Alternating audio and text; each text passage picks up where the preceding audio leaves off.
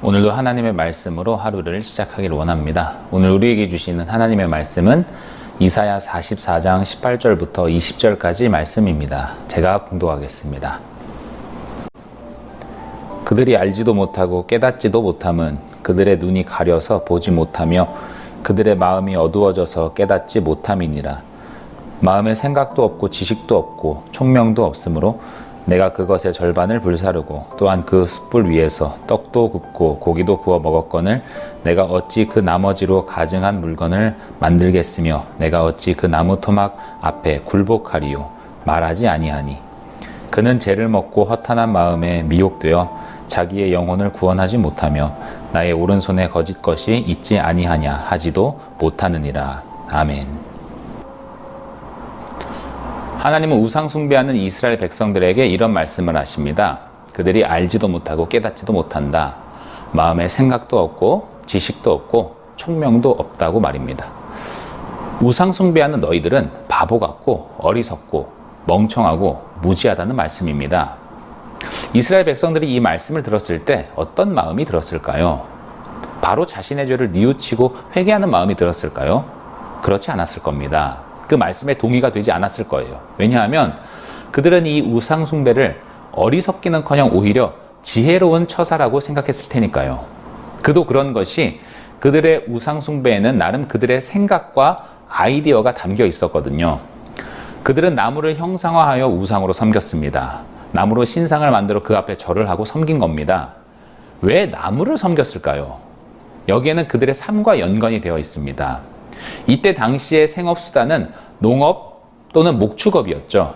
농사를 지어서 재배하여 그것을 먹어야 했고요. 또 가축을 길러서 고기로 삼아야 했습니다. 그래서 농업과 목축업은 그들의 생명과도 같은 것이었습니다. 농업과 목축업이 망한다는 것은 그들의 생명과 직결되는 문제였죠. 그래서 그들은 자연을 섬긴 겁니다. 태양을 섬기고 나무를 섬기고 송아지도 섬기고 그것이 그들의 생명이었기 때문입니다. 그들은 완전 엉뚱한 것을 섬긴 것이 아닙니다. 해괴망측한 것을 추구한 것이 아닙니다. 나무를 섬겼다는 것은 나무를 통해 온전한 열매를 잘 수확할 수 있도록 원했다는 것이고요. 송아지를 섬겼다는 것도 좋은 고기를 통해서 건강하고 더 나은 삶을 추구했다는 그 마음입니다. 그들의 삶에 힘이 되는 것, 능력이 되는 것을 추구했고 갈망했던 것입니다. 더 잘 살아보고자 하는 바람이 담겨 있는 것이죠. 그들에게는 자연이 분명 생명과 연관되어 있는 힘이 되고 능력이 되었던 것이 분명하거든요. 이것은 오늘날도 마찬가지입니다. 어떤 사람은 돈을 추구합니다. 돈을 섬깁니다. 왜요? 돈이 곧 힘이라고 여기거든요. 돈이 있으면 거의 모든 일을 할 수 있기 때문에 능력이 되는 돈을 섬기는 겁니다. 또 어떤 사람은 명예를 섬기기도 하죠. 그것이 자신의 생명과 맞먹는 능력이라고 여기기 때문입니다. 또 어떤 사람은 인간관계를 힘이고 능력으로 여깁니다. 사람들과의 관계, 친구, 연인, 가족, 자녀, 이것이 인생에서 가장 중요한 것이라고 여겨요. 생명으로 생각합니다. 그래서 그 관계들이 깨지면 자신의 생명이 없어지는 것으로 절망하고 낙심하고 좌절하는 것이죠. 이렇게 우상 숭배는요, 나름 인간의 생각과 아이디어가 담겨 있습니다. 인간에게 힘이 되는 것, 능력이 되는 것을 추구했던 겁니다. 분명히 예전 시대에는 자연이라는 것이 그들의 힘이었고요.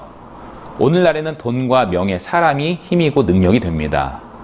그런데 하나님은 왜 이것을 추구하는 것을 어리석다고 말씀하실까요? 세상적인 것을 더 얻으려고 노력한 것이고 나름 열심히 살겠다는 의지가 있는 것인데 왜 바보 같고 무지하다고 말씀하실까요? 24절에 보시면 내 구속자여 모태에서 너를 지은 나 여호와가 이같이 말하노라. 나는 만물을 지은 여호와라. 홀로 하늘을 폈으며 나와 함께한 자 없이 땅을 펼쳤고 라고 말씀하십니다.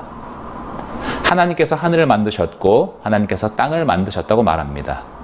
하나님께서 모든 만물을 만드셨습니다. 그렇다면 자연은요, 나무는요, 송아지는요, 우리의 경제는요, 우리의 사회는요, 문화는 어떻습니까? 그 모든 것도 하나님이 주인이시고 만드신 분이시고 주관하고 계시는 분이라는 겁니다. 다시 말해 인간에게 힘이 된다고 생각하여 섬기는 그 모든 것들, 우리 나름의 능력이 되고 파워가 된다고 생각하는 그 모든 것들은 피조물에 불과하다는 겁니다. 만들어진 것에 지나지 않습니다. 자연은 분명 인간의 삶에 큰 힘이 됩니다. 돈이라는 것도 인간관계도 인간에게 힘과 능력이 되고 파워를 줍니다. 그런데요, 그래도 그것들은 피조물에 불과합니다. 만들어진 것입니다. 만들어진 것은 만든 이의 지배를 받습니다. 그래서 피조물은 만들어진 것이기에 가변적인 겁니다. 있기도 하고 때론 없어지기도 하는 겁니다. 그래서 성경은 이 가변적인 것, 피조물을 쫓는 것이 어리석고 무지하다고 말씀하는 겁니다. 변하는 피조물을 섬기지 말고 변치 않는 하나님을 섬기라고 말입니다. 하나님께서 모든 만물을 만드신 창조주 되시기에 그분을 섬기는 것이 진정한 지혜인 것입니다. 하나님께서 모든 것을 다스리시고 주관하시고 통치하고 계시기 때문에 우리는 창조주 하나님께 경배하고 그분만을 섬기면 되는 겁니다. 그분이 모든 만물의 주인이니까요. 자연을 주관하고 계시고 돈의 흐름을 지배하고 계시고 질병의 만연도 그분이 관장하십니다. 세상 모든 것이 하나님의 손에 달려 있습니다. 여러분은 무엇을 섬기고 있습니까? 무엇이 진정한 복이라고 여기고 있습니까? 돈이 다 떨어지면 죽을 것 같습니까? 사업이 망하면 큰일이고 직장에서 해고당하면 모든 것을 다 잃는 것이고 가족을 잃거나 내 주변 사람들이 다 떠나면 죽을 것 같다고 여기십니까? 무엇을 믿는 것이고 무엇을 섬기는 것입니까? 성경은 이렇게 말합니다. 피조물을 섬기는 그 어리석은 우상 숭배에 빠지지 말라고요. 만들어진 것은 가변적입니다. 하지만 만드신 분은 불변하십니다. 변치 않는 하나님을 섬길 때 우리에게 진정한 복과 형통이 주어집니다. 하나님을 섬기며 신뢰하는 자가 진정으로 승리한 자이고요. 복된 인생인 것입니다. 하나님께서는 우리가 생활하는 이 모든 면, 학교 생활, 돈을 버는 일, 직장 생활, 또 가정에서, 교회에서 우리 삶의 모든 영역을 주관하시고 관리하시고 통치하는 분입니다. 이 창조주 하나님을 온전히 신뢰하시고 오늘도 그 하나님으로부터 오는 찬 만족을 누리시는 하루가 되길 소망합니다. 함께 기도하겠습니다. 주님 감사합니다. 오늘도 하나님의 말씀을 듣고 하루를 시작하게 하심에 감사합니다. 창조주 되시고 모든 만물의 주인이 되신 하나님 한 분만 우리가 섬기며 예배하는 자들 되길 원합니다.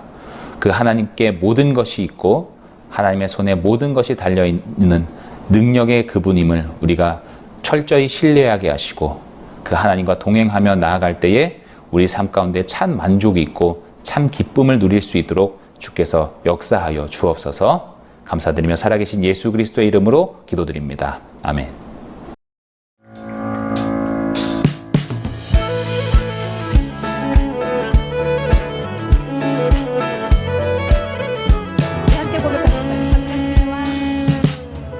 산과 시내